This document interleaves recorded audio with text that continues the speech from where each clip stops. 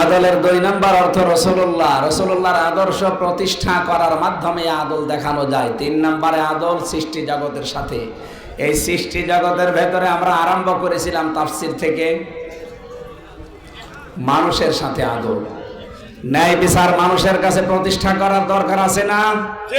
আল্লাহর প্রথম নির্দেশ এইটা। এই ৫৪ বছর পার হয়ে গেল, ন্যায় বিচার কি খালি শুনেছি, কোনোদিন দেখিনি। আর যেটা দেখি নাই সেটা শুনেছি। হযরত ওমর ন্যায় বিচার করেছিলেন, নিজের ছেলেকে পর্যন্ত ছাড় দেননি। ওইরকম একটা পরিবেশ আমরা দেখতে চাচ্ছি এই চর্মচোখে। আপনারা চান না? সময় যদি সুযোগ আল্লাহ করে দেয়, ওইরকম পরিবেশ আমরা যেন দেখে মরতে পারি। বলেন আমিন।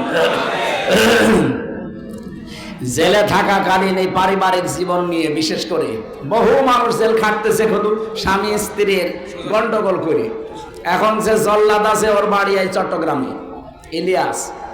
ও আমার একদিন এসে কান্নাকাটি করে বলছিল যে ভাই, বাইরে যদি যান তো একটু সতর্ক করে, অন্তত স্বামী স্ত্রীর ভেতরে যারা এই যে রাগারাগি করে একটা অঘটন ঘটিয়ে ফেলে। ওর ১৭ বছর ছিল বিদেশে, এসে বিয়ে করার পরে বউ আর ওর মার ভেতরে কোনো মিল নেই। কিছু দিলে মাকে বউ রাগ করে।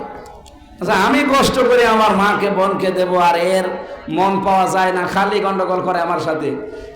একটু সংশোধন করার জন্য একটা চড় দিয়েছি, এক চড়েই ও ছাতা মরে গেছে। ওর বাবা মা এখন মার্ডার মামলা দিয়েছে, ও এখন ৩০ বছর জেল খাটতেছে।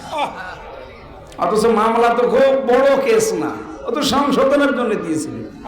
এখানে স্বামী স্ত্রীর দাম্পত্য যে কলহগুলো কেন তৈরি হয়, আর এই সমস্যার সমাধান কি করে করা লাগে, আমি বাস্তব দিয়ে কিছু লিখেছিলাম ওখানে। বাইরে এসে বইটা পাবলিশড হয়েছে। স্বামী স্ত্রীর দাম্পত্য কলহ প্রত্যেকের, বিশেষ করে মেয়েদের একটা, পুরুষের একটা, ২টা ভাগ করেছে। আপনারা দেওয়ার সময় নিয়ে যান, কাজে লাগবে ওটা। মেয়েকে পড়াবেন বিয়ে দেওয়ার আগে, নিজের বউকে পড়ান, নিজের ফুফুর হাতে তুলে দেবেন, বোনের হাতে দেবেন, যেন সংসারে অন্তত কিছুটা হলেও শান্তি আসে। আমি অসুস্থ হয়ে পড়ছি, আজকে আর চালাতে পারছি না, এই পর্যন্ত শেষ করে দিলাম।